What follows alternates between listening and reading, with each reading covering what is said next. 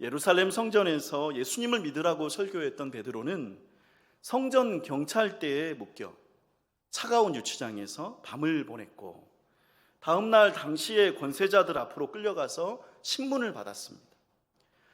그 권세자들은 공중에 날아가는 새도 떨어뜨릴 수 있는 사람들이라고 했죠. 예수님도 스스럼 없이 죽였던 그런 이들이었고요.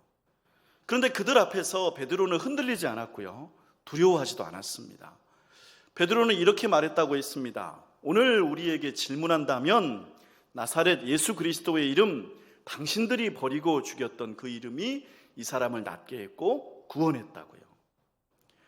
그들의 서슬퍼런 경고, 오늘 한 번은 봐주겠지만 앞으로는 절대로 예수님의 이름을 말하지 말라고 위협받았음에도 불구하고 베드로는 우리가 보고 들은 것을 말하지 않을 수 없다고 했습니다. 베드로는 담대했죠. 그렇게 해서 일단 베드로와 요한은 풀려났습니다. 이제 문제가 원만하게 해결된 것인가요? 아니죠. 오히려 그 반대입니다. 사실은 이제부터 진짜 문제가 시작이 된 것입니다. 베드로와 요한은 무죄로 방면된 게 아니라 경고를 받고 풀려난 것입니다. 오늘은 처벌하지 않겠지만 앞으로는 조심하라는 압력, 이 압력은 상황을 완전히 바꾸는 말입니다. 어제까지는 별탈 없이 예수님의 이름을 말했지만 오늘부터는 예수님의 이름을 말하면 안 된다는 명령을 그들 등에 지고 나온 거죠. 그리고 더 큰 문제가 생겼는데, 예수님의 이름을 말할 수 없다는 것, 그것은 베드로와 요한 두 사람에게만 적용되는 경고가 아니었습니다. 얼마 전에 처음으로 생겨난 교회에 해당하는 문제이기도 했죠. 그 문제라는 것은 성령이 주신 특별한 경험을 했던 120명의 성도들, 세례를 받고 신앙생활을 이제 막 시작한 3,000명의 사람들, 그리고 하체마비 장애 거린이 걷고 뛰는 기적을 보면서 자기 자신들도 예수님을 믿어보겠다고 나섰던 5,000명의 사람들, 그들 모두가 지난 며칠, 몇 초 동안 경험했던 새로운 희망을 버려야 한다는 명령이었습니다. 하나님의 말씀을 듣고 서로 교제하고 함께 밥을 먹고 기도하기를 힘썼던 사람들에게 기쁨과 순전한 마음으로 물건을 서로 통용하고 각 사람의 필요를 따라 나누어 주었던 그 행복하고 즐거웠던 자리를 일장춘몽의 꿈으로 잊어버리라는 명령이었습니다. 제사장들이 내린 경고는 이것이었으니까요. 예수의 이름을 더 이상 말하지 말아라.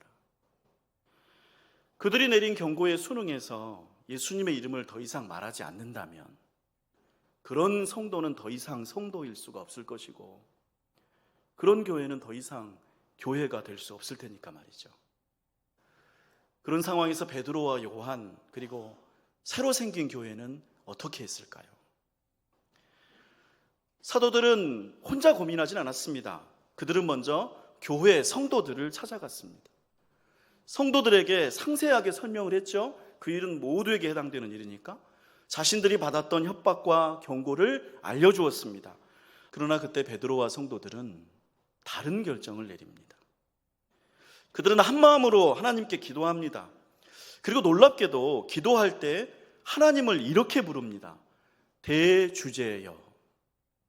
이 이름에 그들의 마음이 고스란히 담겨 있는데요, 하나님에 관한 아주 오래된 이름입니다. 굳이 번역하자면 절대군주 정도입니다. 교회와 신앙이 당면한 강력한 위협 앞에서 그 당시의 성도들은 하나님을 이렇게 불렀습니다. 오래된 칭호를 다시 꺼내왔습니다. 대주제여. 아무리 제사장들의 권력이 막강하고 치명적이라고 하더라도 우리가 믿고 의지하는 하나님을 그들은 이길 수 없다. 하나님이야말로 완전한 주권자시라는 믿음을 이 이름에 담은 것입니다. 지금 권세자들이 하는 위협, 곧 그리스도를 대적하는 경고는 허사, 곧 헛된 일이 되리라는 것입니다. 왜냐하면 진짜 주권자는 제사장들이 아니라 하나님이시기 때문이죠. 계속해서 성도들은 이렇게 기도했습니다. 주님, 그들이 우리를 위협합니다. 우리가 위협을 당할 때 거기에 대응하는 방법이 몇 가지 있을 텐데요. 그 중에 한 가지가 위협에 굴복하는 거죠. 위협을 당할 때 거기에 대응하는 방법은 맞서지 않는 것, 오해를 사지 않는 것이죠. 베드로와 성도들도 제사장들이 하라는 대로 하면 위협에서 벗어날 수 있었습니다. 그러나 또 다른 방법이 있습니다. 베드로와 성도들은 다른 방법을 선택했습니다. 우리에게 닥친 위협을 우리가 피해갈 수도 있습니다. 그러나 주님, 우리는 피하지 않기로 했습니다. 우리는 계속해서 예수님의 이름을 말하겠습니다. 그러니 대주제이신 주님께서 우리가 당하는 위협을 굽어보시옵소서. 굽어보시라는 것, 그것은 자신들이 당한 위협을 주님께 맡기는 것입니다. 굽어보아 주세요. 하나님께서 이 위협을 살펴보아 주세요 라고요. 그리고 나서 중요한 부탁을 하는데 어떤 부탁을 하나님께 드립니까? 그 대적자들을 물리쳐 주세요가 아니었습니다. 하나님이 굽어 살펴주셔서 우리를 괴롭히는 그 악당들에게 복수의 불벼락을 내려주세요도 아니었습니다.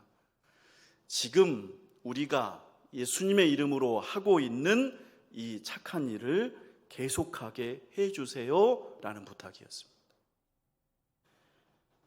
베드로와 성도들은 기도하면서 하나님께 이렇게 구했는데 그 내용을 조금 더 깊이 헤아려 보면 정말 놀라운 것입니다.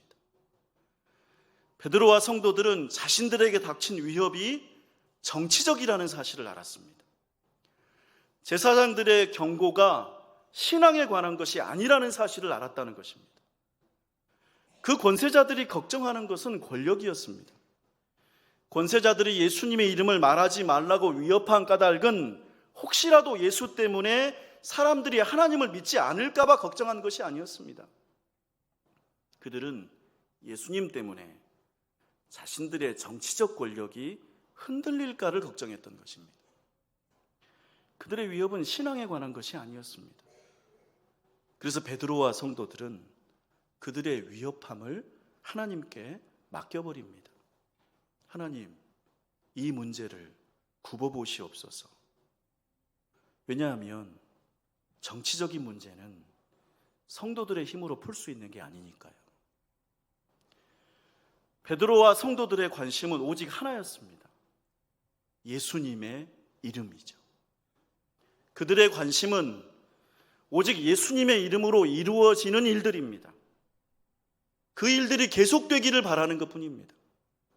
그래서 하나님의 말씀을 전하는 것과 자신들의 손을 어딘가로 감추지 않고 내밀어서 아픈 사람들의 병을 낫게 하는 일을 계속하게 해달라고 하나님께 기도한 것이죠.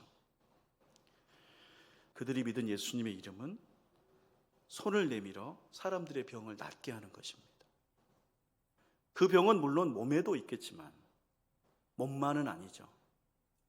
사람들의 병은 마음에도 있고 인간관계에도 있고 태도에도 있고 습관에도 있고 성품에도 있고 심지어 신앙에도 있습니다.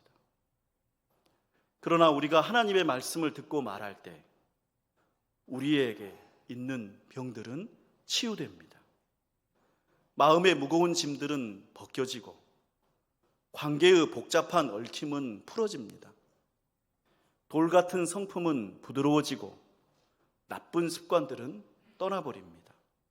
하나님 말씀의 능력과 은혜로 병든 우리는 자유와 건강함을 누리게 되는 것이죠.